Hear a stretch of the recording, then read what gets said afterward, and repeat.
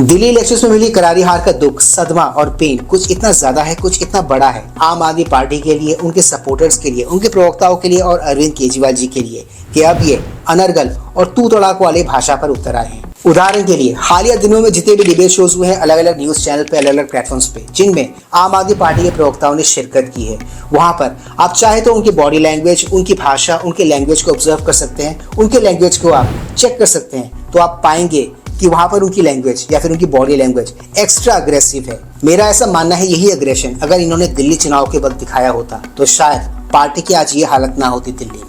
देखो, इन दिनों एक खबर बहुत जोरों पर है, एक ऐसी खबर है जिसने सुर्खियां बना रखी है और वो ये कि दिल्ली हार के बाद अरविंद केजरीवाल जी ने अपना रुख पंजाब की ओर मोड़ लिया है। May be he is looking for a Rajya Sabha seat from Punjab. Now you might be thinking कि वो ऐसा क्यों करेंगे, किस लिए करेंगे, राइट? सीधी सी बात है दोस्तों, उन पर इतने सारे केसेस जो चल रहे हैं, अभी उन केसेस को लड़ने के लिए उनको वकील चाहिए, फंड्स चाहिए। अब इन सारी चीजों का जुगाड़ कहाँ से होगा? राज्यसभा से होगा, कि राज्यसभा एक ऐसी प्लेस है जहाँ पर लोग कनेक्शंस बनाने के लिए जाते हैं। ये तो हम और आप सभी बहुत अच्छे से जानते ही हैं। अभी इन पे कई सारे केसेस चल रहे हैं और कई सारे केसेस इन पे चलने वाले हैं। इन सबसे बचने का आसान तरीका क्या है?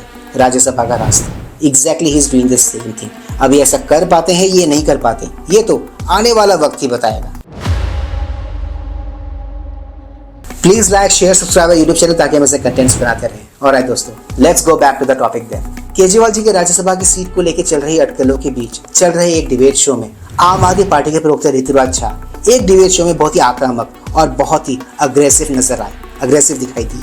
और वो भी किस पर जानते हो आप? बीजेपी की आधिकारिक प्रवक्ता राधिका खेरा जी पर, जो कि मुझे अननेसेसरी लगा। मुझे नहीं लगा कि उनको वहां पर इतना अग्रेसिव होना चाहिए था।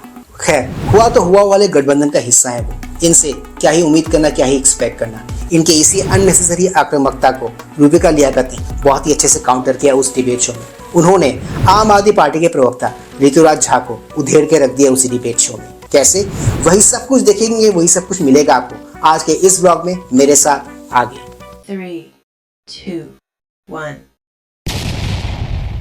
भ्रष्टाचारियों को जो 2000 करोड़ रुपए दिल्ली की जनता का डकार गए, कोविड में लोगों को मरने के लिए छोड़ दिया, सारा फंड अनयूज्ड रहा और बार बार केंद्र सरकार को गाली देते रहे, केंद्र सरकार को गाली देते रहे। उनको कोई हक नहीं है किसी भी, अरे क्यों इतना बीच में बोलते हैं आप?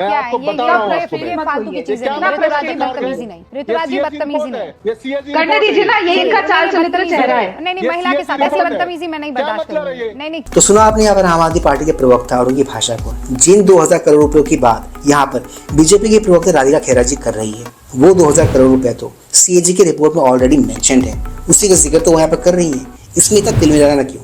इस पे इतना गुस्सा होना क्यों? इतना अग्रेसिव होना क्यों? बाय द वे, ये वही रिपोर्ट है जिसको अरविंद केजरीवाल जी और आम आदमी पार्टी इतने दिनों से, इतने सालों से दबाए हुए बैठे थे, इनको बाहर नहीं आने दे रहे थे। क्या मतलब है ये? क्या मतलब है? और आपने पढ़ लिख कर क्या देश को दे दिया? मुझे ये बताइए, क्या दे दिया देश को? मेरी बात सुनिए, कितने करोड़ का शीश महल दे दिया? आपको कैसी कैसी शराब नीति लागू कर ली? आप आए टेक्नोक्रेट, क्या कर दिया दिल्ली की हालत? ना, वहाँ नल में क्या क्या पानी भेज रहे थे आप? एक के ऊपर एक फ्री दे रहे थे। ऐसा पढ़ा लिखा चाहिए सरकार का चेहरा। आपके नेता, इसके नेता, तमीज के दायरे में रहकर बात कीजिए ऋतुराज भाई। ये जो एक खास टैलेंट है और ट्रेट है, ये मैंने आम आदमी पार्टी के सपोर्टर्स और कांग्रेसी चंचों में बहुत देखा है, बहुत सुना है कि हमारे नेता तो विदेश से पढ़े हुए हैं, बहुत ही एजुकेटेड है, बहुत ही क्वालिफाइड है, इस यूनिवर्सिटी से उन्होंने पढ़ाई की है, फलाना यूनिवर्सिटी से उन्होंने पढ़ाई की है।